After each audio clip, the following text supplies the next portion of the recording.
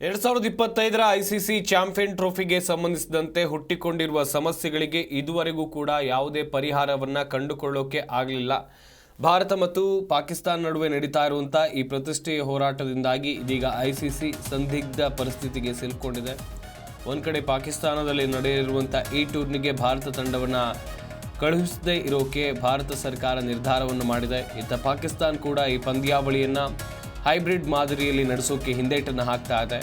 ಈ ಕಾರಣದಿಂದಾಗಿ ಐಸಿಸಿ ಇನ್ನು ಈ ಪಂದ್ಯಾವಳಿಗಳ ವೇಳಾಪಟ್ಟಿಯನ್ನು ಪ್ರಕಟ ಮಾಡಿಲ್ಲ. ಸುಮಾರು 28 ವರ್ಷಗಳ ಬಳಿಕ ಪಾಕಿಸ್ತಾನಕ್ಕೆ ಐಸಿಸಿ ಟೂರ್ನಿ ಆಯೋಜಿಸುವ ಅವಕಾಶ ಸಿಕ್ಕಿದೆ. ಇಂತಹ ಪರಿಸ್ಥಿತಿಯಲ್ಲಿ ಯಾವುದೇ ಪರಿಸ್ಥಿತಿಯಲ್ಲೂ ಕೂಡ ಪಂದ್ಯಾವಳಿಗಳನ್ನು ಕಳೆದುಕೊಳ್ಳೋಕೆ ಪಾಕಿಸ್ತಾನ ಬಯಸ್ತಿಲ್ಲ. ಇದರಿಂದ ಭಾರತದ ಮನವೊಲಿಸೋದು ಒಂದು ರೀತಿ ದೊಡ್ಡ ಮಟ್ಟದ ಕಷ್ಟ ಸಾಧ್ಯವಾದಂಥ ಕೆಲಸ.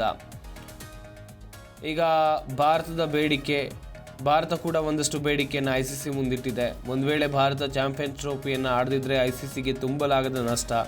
ಈತ ಚಾಂಪಿಯನ್ಸ್ ಟ್ರೋಫಿ ಆತಿಥ್ಯ ಪಾಕಿಸ್ತಾನದ ಕೈ ತಪ್ಪಿದರೆ ಅದಕ್ಕೂ ಸುಮಾರು 1800 ಕೋಟಿ ನಷ್ಟ ಆಗುತ್ತೆ. ಹೀಗಾಗಿ ಪಾಕಿಸ್ತಾನ ಪಂದ್ಯಾವಳಿಯ ವೇಳಾಪಟ್ಟಿಯನ್ನು ಕೆಲವು ಬದಲಾವಣೆ ಮಾಡೋಕ್ಕೆ ಸಿದ್ಧ ಆಗಿದೆ ಅಂತೇಳಿ ವರದಿ ಆಗಿದೆ.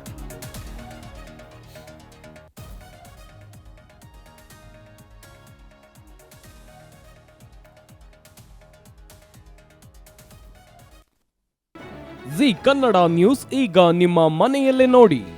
ಎಲ್ಲ ಕೇಬಲ್ಗಳಲ್ಲಿ ಈಗ ಲಭ್ಯ.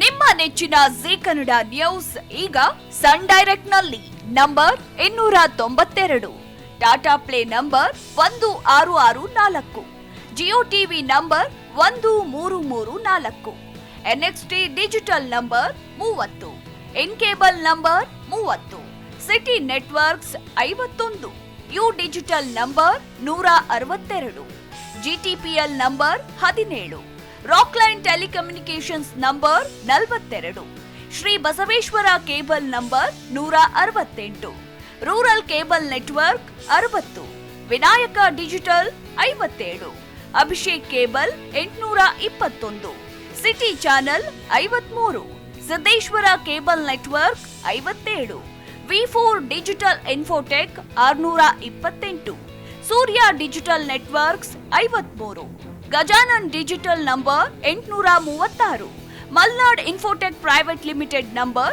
56, Metrocast number 830, victory digital number 167ರಲ್ಲಿ ನೋಡಿ ಆನಂದಿಸಿ.